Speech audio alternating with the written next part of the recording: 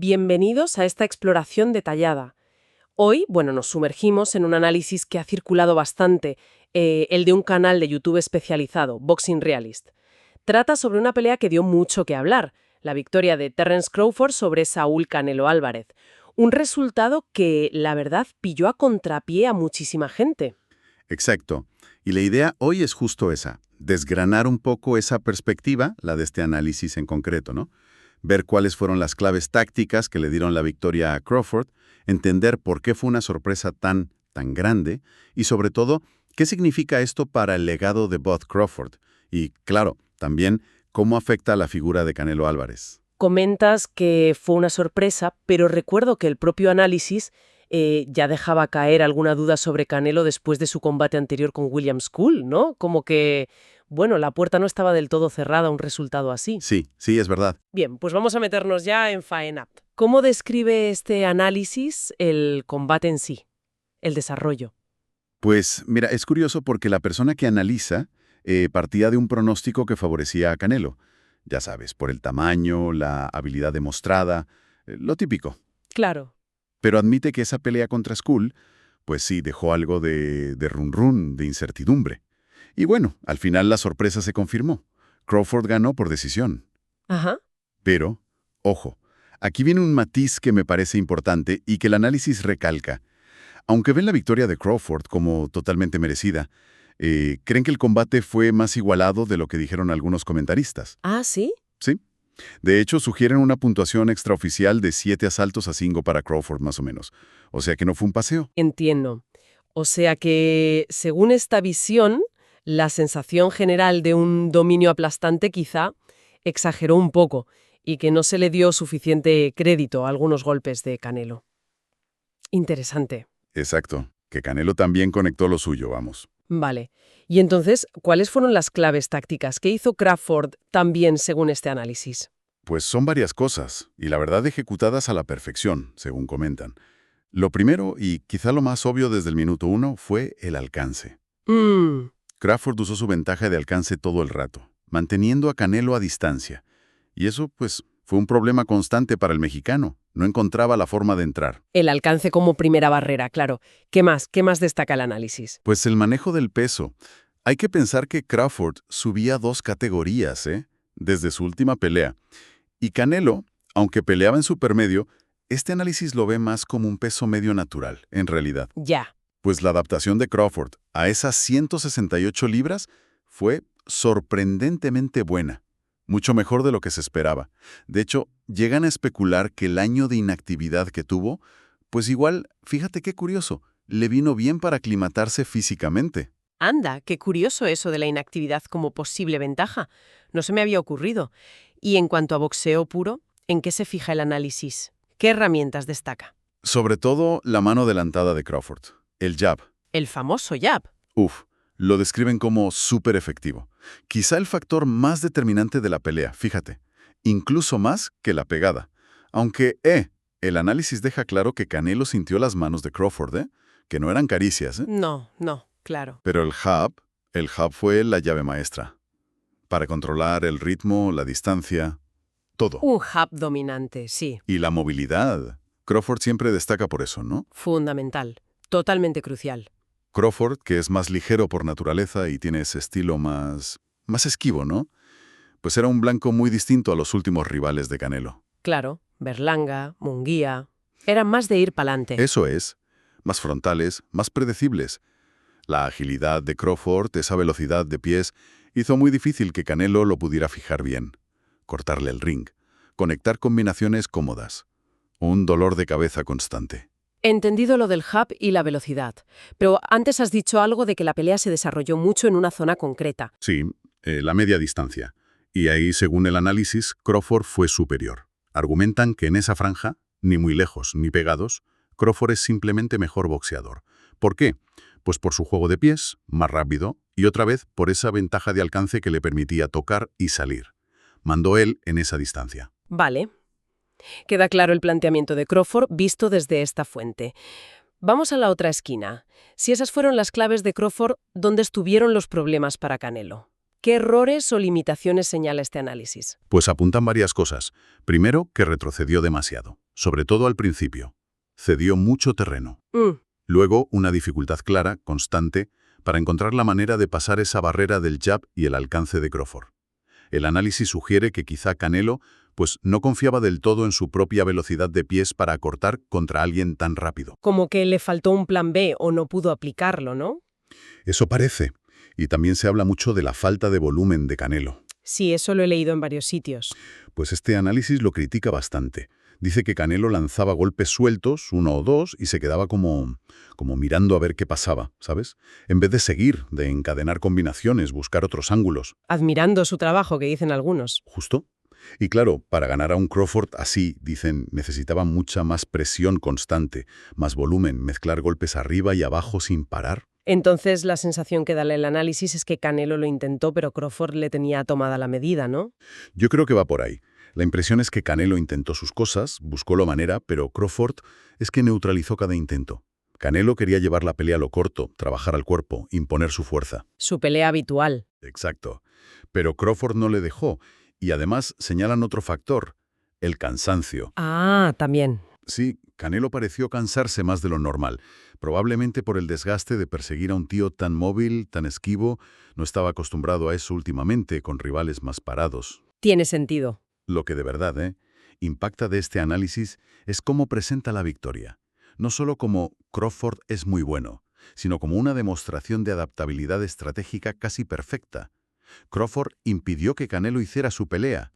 Se la cambió. Un análisis táctico demoledor, sí. Y claro, esto nos lleva directos a las consecuencias.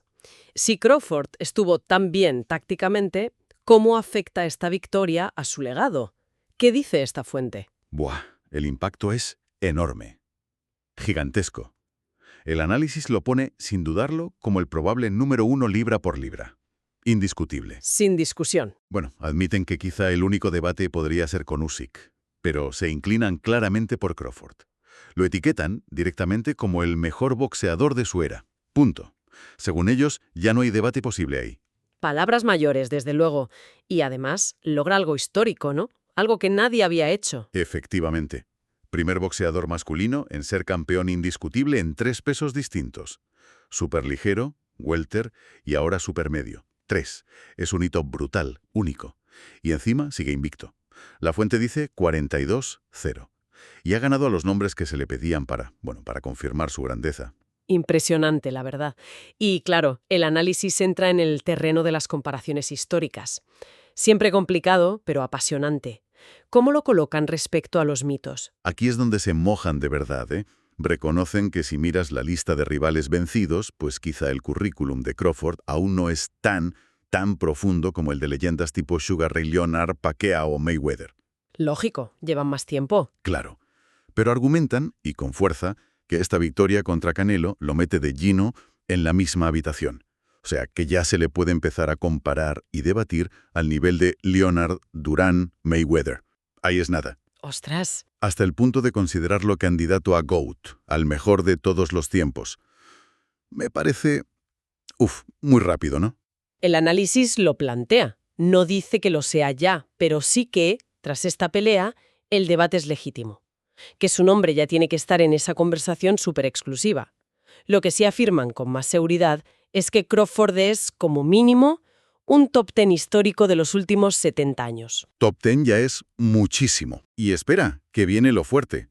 El analista dice que él personalmente ya lo pondría por encima de Sugar Ray Leonard y de Roberto Durán. ¡Hala! Por encima de Leonard y Durán. Eso sí que es atrevido. ¿Y por qué? ¿Cuál es el argumento que da en el vídeo? La justificación es, su visión, claro. Dice que tanto Leonard como Durán tuvieron derrotas importantes en peleas que, según él, no deberían haber perdido en su mejor momento. Vale. Y Crawford, en cambio, sigue invicto. Esa perfección en el récord, más la magnitud de ganar a Canelo subiendo 2 pesos, pues le lleva a esa valoración tan alta. Polémica, seguro, pero ahí está. Entiendo el punto, aunque sí va a generar debate. Creo que cita a Max Kellerman también, ¿no? Para reforzar la idea de su dominio. Sí, recupera un comentario de Kellerman que decía algo así como que ningún boxeador de la era de Crawford le habría ganado. Y el propio análisis añade que muy pocos boxeadores históricos, de cualquier época, serían favoritos claros contra este Crawford que vimos. Lo ven completísimo y muy difícil de batir. Y con Mayweather. La comparación es inevitable. Ambos ganaron a Canelo, aunque Canelos muy distintos. Todavía le dan una ligera ventaja global a Mayweather. Lo describen como el boxeador más completo que han visto. Vale. Pero dicen que un combate entre ellos dos en su prime habría sido increíble. Destacan que Crawford tendría ventajas físicas, ¿no? Más grande, quizá más pegada en un golpe, y un coco para el boxeo igual de bueno. Y recalcan algo. Crawford demostró ser mejor boxeador que Canelo, Mayweather también, pero contra un Canelo mucho más joven. Tiene lógica. Y para cerrar el capítulo, Crawford comparan la pelea estilísticamente con otra mítica, ¿verdad? Correcto. Con la victoria de Sugar Ray Leonard sobre Marvin Hagler, ven parecidos en cómo Crawford usaba ráfagas, controlaba con el jab y tenía a Canelo persiguiéndole sin poder conectar, claro.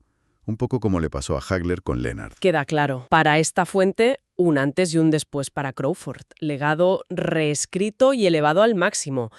Pero claro, si uno sube tanto, ¿qué pasa con Canelo? ¿Cómo afecta esta derrota a su sitio en la historia, según este mismo análisis? Pues aquí el análisis es bastante directo.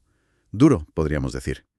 La conclusión principal es que, después de esto, Canelo Álvarez ya no puede estar en el mismo escalón que los más grandes entre los grandes. Hablamos de Leonard, Durán, Mayweather, el propio Crawford. Incluso meten a Usyk ahí. Es una afirmación muy fuerte. ¿Y en qué se basan? ¿Cuáles son las razones para esa recalibración del legado de Canelo? Se fijan sobre todo en las derrotas clave. Mencionan 3. La de Mayweather, aunque matizan la juventud de Canelo, 23 años. ¿Qué se suele decir, sí? La de Bivol, subiendo al semipesado. Y ahora esta contra Crawford. Y ponen mucho énfasis en que es la segunda vez que Canelo pierde claro contra alguien que sube bastante de peso para pelear con él. Bivol venía del supermedio, Crawford del welter. Es verdad, ese patrón es llamativo. Entonces, si ya no está en ese Olimpo, ¿dónde lo ponen ahora? ¿Con quién lo comparan? Lo bajan un peldaño. Ojo, sigue siendo un escalón altísimo, ¿eh? Lo ponen junto a otros campeones enormes, Salón de la Fama seguro, como Oscar de la Hoya, Miguel Cotto, Sugar Shane Mosley. Que no está nada mal tampoco. Claro. Sigue siendo una leyenda, un all-time great, sin duda. Pero estas derrotas concretas contra la élite, y sobre todo cómo fueron las de Bivol y Crawford, contra gente más pequeña que subía, pues según esta visión, marcan su legado para siempre. Lo diferencian de ese grupo súper selecto de arriba del todo. Es interesante también cómo tratan el tema del pico de forma de cada uno. Sí, meten ese matiz. Reconocen que quizá Canelo ya no estaba en su mejor versión histórica, en su pico absoluto. Ajá. Pero enseguida dicen, ojo, que Crawford tampoco. Señalan la edad de Crawford, casi 38. El salto de peso tan bestia. Y apuntan que, de hecho, en la pelea se le vio algo más lento y se cansó más de lo habitual en él. O sea, que no es excusa para Canelo. Al contrario, para el analista, eso le da todavía más mérito a Crawford. Ganó sin estar él mismo, quizá, al 100% de sus capacidades físicas históricas. Vaya. Esto subraya una cuestión importante, ¿no? Sobre cómo evaluamos las carreras a posteriori. Las victorias, las derrotas clave, el contexto, el nivel de los rivales, el momento físico. Todo cuenta para la percepción final. Y derrotas como esta, contra Crawford, pues según esta gente, pesan mucho, definen. Totalmente. Son las peleas que marcan la diferencia entre ser un grande y ser uno de los elegidos. Bueno, para ir terminando, repasemos por última vez las claves del resultado, tal como las ve este análisis de YouTube. ¿Qué fue lo más determinante para que ganara Crawford? Pues, a ver, resumiendo mucho, yo diría 3 o 4 puntos que repiten bastante. Primero, la adaptabilidad de Crawford. Increíble. No solo subir 2 pesos, sino hacerlo manteniendo la efectividad y ejecutando un plan casi perfecto. Manejó el peso mucho mejor de lo que esta fuente esperaba. Adaptabilidad, vale. Luego, la táctica sobre el ring. Impecable, según ellos. El dominio con el jab fundamental. El control de la media distancia, donde impuso su velocidad y alcance. Y la movilidad constante, que frustró a Canelo totalmente. Le quitó sus armas. Y en el otro lado, las limitaciones de Canelo esa noche. El análisis insiste. Canelo no pudo hacer su pelea de presión, de ataque al cuerpo. Su defensa de cintura sí, esquivaba golpes, pero no le servía para contraatacar bien ni para cerrar espacios. Y lo que decíamos, la falta de volumen, de combinaciones largas. Le faltó eso para meterse de verdad en la pelea. La conclusión final parece ser que Crawford tenía más recursos, simplemente. Exacto. La frase que usan y que lo resume bien es que Crawford tiene más herramientas en su caja. More in his skill set. Y lo demostró. Reconocen que Canelo lo intentó, que hizo lo que pudo. Pero para ganar a ese Crawford hacía falta una actuación excepcional, no solo buena. Vuelven a mencionar lo de admirar su trabajo de Canelo y la sorpresa por lo bien que Crawford llevó el peso extra. A pesar de todo, ¿creen que la pelea fue competitiva en algún momento? Pues sí, curiosamente, aunque ven la victoria clara para Crawford, llegan a decir que esta pudo ser tácticamente la pelea más competitiva de Crawford. Quizá la ponen al nivel de una con un tal Majimov. Majimov. Sí, ahí creo que hay un error en el nombre que dicen. Seguramente se refieren a Avanesian, pero bueno, mencionan Majimov. El caso es que dicen, competitiva sí, pero el resultado justo, la victoria de Crawford. Muy bien, pues creo que hemos desgranado bien la perspectiva de esta fuente, el análisis de Boxing Realist. El resumen está claro, victoria histórica para Crawford, que lo pone, según ellos, en la cima absoluta y en el panteón histórico, y a la vez obliga a repensar el legado de Canelo bajándolo de escaloncito de ese Olimpo. Para este análisis, Crawford es el rey. Una conclusión rotunda, sí señor, basada en una noche que desde luego va a marcar época y que redefine legados. El boxeo tiene estas cosas, estas noches que lo cambian todo. Y para cerrar, como siempre, dejamos una reflexión ahí flotando, una idea que sale de este análisis, para que cada cual le dé vueltas. Si Crawford hizo esto subiendo tanto de peso y, como sugiere la fuente, quizás sin estar ya en su pico físico por edad y adaptación, ¿qué nos dice eso del techo real de los boxeadores que lo basan todo en la técnica, la inteligencia táctica, la adaptabilidad? Por encima quizá de la fuerza bruta o la juventud. ¿Dónde está el límite cuando la técnica y la estrategia llegan a ese nivelazo? Ahí queda la pregunta.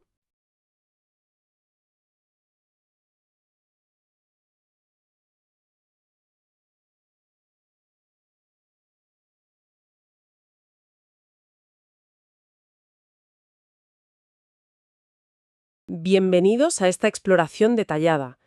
Hoy, nos sumergimos en un análisis que ha circulado bastante, el de un canal de YouTube especializado, Boxing Realist. Trata sobre una pelea que dio mucho que hablar, la victoria de Terence Crawford sobre Saúl Canelo Álvarez. Un resultado que, la verdad, pilló a contrapié a muchísima gente. Exacto. Y la idea hoy es justo esa, desgranar un poco esa perspectiva, la de este análisis en concreto, ¿no? Ver cuáles fueron las claves tácticas que le dieron la victoria a Crawford, entender por qué fue una sorpresa tan grande y, sobre todo, qué significa esto para el legado de Bud Crawford y, claro, también cómo afecta a la figura de Canelo Álvarez. Comentas que fue una sorpresa, pero recuerdo que el propio análisis ya dejaba caer alguna duda sobre Canelo después de su combate anterior con William School, ¿no? Como que, la puerta no estaba del todo cerrada a un resultado así. Sí, es verdad. Bien, pues vamos a meternos ya en faena. ¿Cómo describe este análisis el combate en sí, el desarrollo? Pues mira, es curioso porque la persona que analiza partía de un pronóstico que favorecía a Canelo. Ya sabes, por el tamaño, la habilidad demostrada, lo típico. Claro. Pero admite que esa pelea contra Skull, pues sí, dejó algo de run-run, de incertidumbre. Y bueno, al final la sorpresa se confirmó. Crawford ganó por decisión. Ajá. Pero, ojo, aquí viene un matiz que me parece importante y que el análisis recalca. Aunque ven la victoria de Crawford como totalmente merecida, creen que el combate fue más igualado de lo que dijeron algunos comentaristas. Ah, ¿sí? Sí. De hecho, sugieren una puntuación extraoficial de 7 asaltos a 5 para Crawford, más o menos. O sea que no fue un paseo. Entiendo. O sea que, según esta visión, la sensación general de un dominio aplastante quizá exageró un poco y que no se le dio suficiente crédito a algunos golpes de Canelo. Interesante. Exacto. Que Canelo también conectó lo suyo, vamos. Vale. Y entonces, ¿cuáles fueron las claves tácticas que hizo Crawford también según este análisis? Pues son varias cosas, y la verdad ejecutadas a la perfección, según comentan. Lo primero, y quizá lo más obvio desde el minuto 1, fue el alcance. Crawford usó su ventaja de alcance todo el rato, manteniendo a Canelo a distancia. Y eso, pues, fue un problema constante para el mexicano. No encontraba la forma de entrar. El alcance como primera barrera, claro. ¿Qué más? ¿Qué más destaca el análisis? Pues el manejo del peso. Hay que pensar que Crawford subía 2 categorías, desde su última pelea. Y Canelo, aunque peleaba en supermedio, este análisis lo ve más como un peso medio natural, en realidad. Ya. Pues la adaptación de Crawford a esas 168 libras fue sorprendentemente buena. Mucho mejor de lo que se esperaba. De hecho, llegan a especular que el año de inactividad que tuvo, pues igual, fíjate qué curioso, le vino bien para aclimatarse físicamente. Anda, qué curioso eso de la inactividad como posible ventaja. No se me había ocurrido. Y en cuanto a boxeo puro, ¿en qué se fija el análisis? ¿Qué herramientas destaca? Sobre todo la mano adelantada de Crawford, el jab. El famoso jab. Lo describen como súper efectivo. Quizá el factor más determinante de la pelea, fíjate. Incluso más que la pegada. Aunque, el análisis deja claro que Canelo sintió las manos de Crawford, que no eran caricias, No, claro. Pero el jab fue la llave maestra. Para controlar el ritmo, la distancia, todo. Un jab dominante, sí. Y la movilidad. Crawford siempre destaca por eso, ¿no? Fundamental. Totalmente crucial. Crawford, que es más ligero por naturaleza y tiene ese estilo más esquivo, ¿no? Pues era un blanco muy distinto a los últimos rivales de Canelo. Claro, Berlanga, Munguía. Eran más de ir pa'lante. Eso es. Más frontales, más predecibles. La agilidad de Crawford, esa velocidad de pies, hizo muy difícil que Canelo lo pudiera fijar bien. Cortarle el ring. Conectar combinaciones cómodas. Un dolor de cabeza constante. Entendido lo del hub y la velocidad. Pero antes has dicho algo de que la pelea se desarrolló mucho en una zona concreta. Sí, la media distancia. Y ahí, según el análisis, Crawford fue superior. Argumentan que en esa franja, ni muy lejos ni pegados, Crawford es simplemente mejor boxeador. ¿Por qué? Pues por su juego de pies, más rápido, y otra vez por esa ventaja de alcance que le permitía tocar y salir. Mandó él en esa distancia. Vale. Queda claro el planteamiento de Crawford visto desde esta fuente. Vamos a la otra esquina. Si esas fueron las claves de Crawford, ¿dónde estuvieron los problemas para Canelo? ¿Qué errores o limitaciones señala este análisis? Pues apuntan varias cosas. Primero, que retrocedió demasiado, sobre todo al principio. Cedió mucho terreno. Luego, una dificultad clara, constante, para encontrar la manera de pasar esa barrera del jab y el alcance de Crawford. El análisis sugiere que quizá Canelo pues no confiaba del todo en su propia velocidad de pies para acortar contra alguien tan rápido. Como que le faltó un plan B o no pudo aplicarlo, ¿no? Eso parece. Y también se habla mucho de la falta de volumen de Canelo. Sí, eso lo he leído en varios sitios. Pues este análisis lo critica bastante. Dice que Canelo lanzaba golpes sueltos, 1 o 2, y se quedaba como mirando a ver qué pasaba, ¿sabes? En vez de seguir, de encadenar combinaciones, buscar otros ángulos. Admirando su trabajo, que dicen algunos. Justo. Y claro, para ganar a un Crawford así, dicen, necesitaba mucha más presión constante, más volumen, mezclar golpes arriba y abajo sin parar. Entonces, la sensación que da el análisis es que Canelo lo intentó, pero Crawford le tenía tomada la medida, ¿no? Yo creo que va por ahí.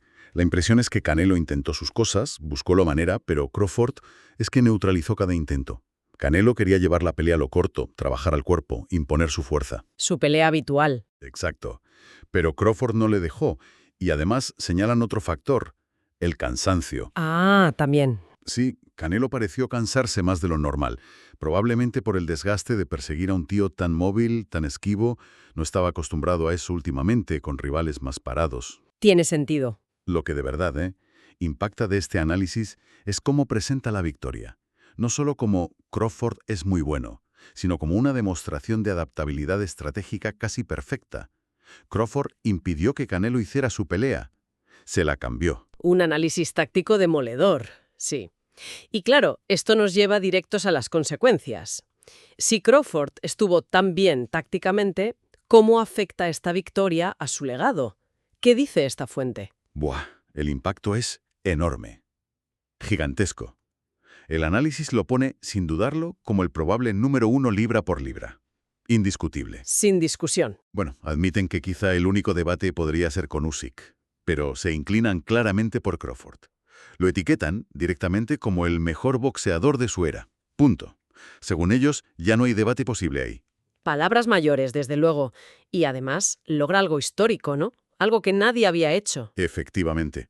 Primer boxeador masculino en ser campeón indiscutible en 3 pesos distintos. Superligero, welter y ahora supermedio. 3. Es un hito brutal, único. Y encima sigue invicto. La fuente dice 42-0. Y ha ganado a los nombres que se le pedían para confirmar su grandeza. Impresionante, la verdad. Y claro, el análisis entra en el terreno de las comparaciones históricas. Siempre complicado, pero apasionante. ¿Cómo lo colocan respecto a los mitos? Aquí es donde se mojan de verdad, ¿eh? Reconocen que si miras la lista de rivales vencidos, pues quizá el currículum de Crawford aún no es tan profundo como el de leyendas tipo Sugar Ray Leonard, Pacquiao o Mayweather. Lógico, llevan más tiempo. Claro. Pero argumentan, y con fuerza, que esta victoria contra Canelo lo mete de lleno en la misma habitación. O sea, que ya se le puede empezar a comparar y debatir al nivel de Leonard, Durán, Mayweather. Ahí es nada. ¡Ostras! Hasta el punto de considerarlo candidato a GOAT, al mejor de todos los tiempos. Me parece... muy rápido, ¿no? El análisis lo plantea. No dice que lo sea ya, pero sí que, tras esta pelea, el debate es legítimo. Que su nombre ya tiene que estar en esa conversación súper exclusiva. Lo que sí afirman con más seguridad es que Crawford es, como mínimo, un top 10 histórico de los últimos 70 años. Top 10 ya es muchísimo. Y espera, que viene lo fuerte.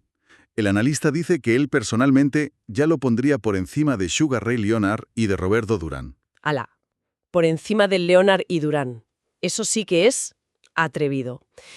¿Y por qué? ¿Cuál es el argumento que da en el vídeo? La justificación es, su visión, claro. Dice que tanto Leonard como Durán tuvieron derrotas importantes en peleas que, según él, no deberían haber perdido en su mejor momento. Vale. Y Crawford, en cambio, sigue invicto. Esa perfección en el récord, más la magnitud de ganar a Canelo subiendo 2 pesos, pues le lleva a esa valoración tan alta. Polémica, seguro, pero ahí está. Entiendo el punto, aunque sí va a generar debate. Creo que cita a Max Kellerman también, ¿no? Para reforzar la idea de su dominio. Sí, recupera un comentario de Kellerman que decía algo así como que ningún boxeador de la era de Crawford le habría ganado. Y el propio análisis añade que muy pocos boxeadores históricos, de cualquier época, serían favoritos claros contra este Crawford que vimos. Lo ven completísimo y muy difícil de batir. Y con Mayweather. La comparación es inevitable. Ambos ganaron a Canelo, aunque Canelos muy distintos. Todavía le dan una ligera ventaja global a Mayweather. Lo describen como el boxeador más completo que han visto. Vale. Pero dicen que un combate entre ellos dos en su prime habría sido increíble. Destacan que Crawford tendría ventajas físicas, ¿no? Más grande, quizá más pegada en un golpe, y un coco para el boxeo igual de bueno. Y recalcan algo. Crawford demostró ser mejor boxeador que Canelo, Mayweather también, pero contra un Canelo mucho más joven. Tiene lógica. Y para cerrar el capítulo, Crawford comparan la pelea estilísticamente con otra mítica, ¿verdad? Correcto. Con la victoria de Sugar Ray Leonard sobre Marvin Hagler, ven parecidos en cómo Crawford usaba ráfagas, controlaba con el jab y tenía a Canelo persiguiéndole sin poder conectar, claro. Un poco como le pasó a Hagler con Leonard. Queda claro. Para esta fuente, un antes y un después para Crawford. Legado reescrito y elevado al máximo. Pero claro, si uno sube tanto, ¿qué pasa con Canelo? ¿Cómo afecta esta derrota a su sitio en la historia, según este mismo análisis? Pues aquí el análisis es bastante directo. Duro, podríamos decir.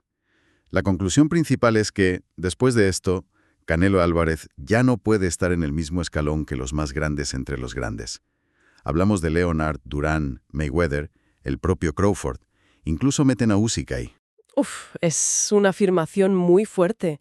¿Y en qué se basan? ¿Cuáles son las razones para esa recalibración del legado de Canelo? Se fijan sobre todo en las derrotas clave. Mencionan 3. La de Mayweather, aunque matizan la juventud de Canelo, 23 años. ¿Qué se suele decir, sí?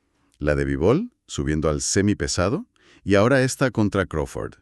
Y ponen mucho énfasis en que es la segunda vez que Canelo pierde claro contra alguien que sube bastante de peso para pelear con él. Bivol venía del supermedio, Crawford del welter. Es verdad, ese patrón es llamativo.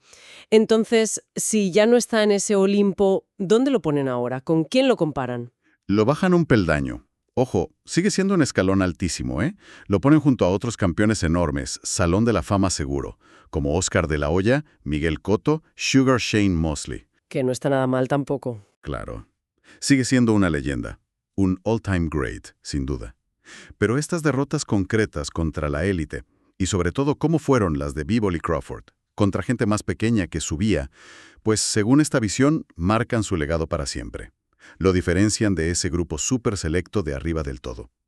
Es interesante también cómo tratan el tema del pico de forma de cada uno.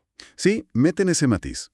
Reconocen que quizá Canelo ya no estaba en su mejor versión histórica, en su pico absoluto. Ajá. Pero enseguida dicen, ojo, que Crawford tampoco. Señalan la edad de Crawford, casi 38. El salto de peso tan bestia. Y apuntan que, de hecho, en la pelea se le vio algo más lento y se cansó más de lo habitual en él. O sea, que no es excusa para Canelo. Al contrario, para el analista, eso le da todavía más mérito a Crawford. Ganó sin estar él mismo, quizá, al 100% de sus capacidades físicas históricas. Vaya. Esto subraya una cuestión importante, ¿no? Sobre cómo evaluamos las carreras a posteriori. Las victorias, las derrotas clave, el contexto, el nivel de los rivales, el momento físico. Todo cuenta para la percepción final. Y derrotas como esta contra Crawford, pues según esta gente, pesan mucho, definen. Totalmente. Son las peleas que marcan la diferencia entre ser un grande y ser uno de los elegidos. Bueno, para ir terminando, repasemos por última vez las claves del resultado tal como las ve este análisis de YouTube. ¿Qué fue lo más determinante para que ganara Crawford? Pues, a ver, resumiendo mucho, yo diría 3 o 4 puntos que repiten bastante. Primero, la adaptabilidad de Crawford. Increíble. No solo subir 2 pesos, sino hacerlo manteniendo la efectividad y ejecutando un plan casi perfecto. Manejó el peso mucho mejor de lo que esta fuente esperaba. Adaptabilidad, vale. Luego, la táctica sobre el ring. Impecable, según ellos. El dominio con el jab fundamental. El control de la media distancia, donde impuso su velocidad y alcance. Y la movilidad constante, que frustró a Canelo totalmente. Le quitó sus armas. Y en el otro lado, las limitaciones de Canelo esa noche. El análisis insiste. Canelo no pudo hacer su pelea de presión, de ataque al cuerpo. Su defensa de cintura sí, esquivaba golpes, pero no le servía para contraatacar bien ni para cerrar espacios. Y lo que decíamos, la falta de volumen, de combinaciones largas. Le faltó eso para meterse de verdad en la pelea. La conclusión final parece ser que Crawford tenía más recursos, simplemente. Exacto. La frase que usan y que lo resume bien es que Crawford tiene más herramientas en su caja. More in his skill set. Y lo demostró. Reconocen que Canelo lo intentó, que hizo lo que pudo. Pero para ganar a ese Crawford hacía falta una actuación excepcional, no solo buena. Vuelven a mencionar lo de admirar su trabajo de Canelo y la sorpresa por lo bien que Crawford llevó el peso extra. A pesar de todo, ¿creen que la pelea fue competitiva en algún momento? Pues sí, curiosamente, aunque ven la victoria clara para Crawford, llegan a decir que esta pudo ser tácticamente la pelea más competitiva de Crawford. Quizá la ponen al nivel de una con un tal Mahimov. Mahimov. Sí, ahí creo que hay un error en el nombre que dicen. Seguramente se refieren a Avanesian, pero bueno, mencionan Mahimov.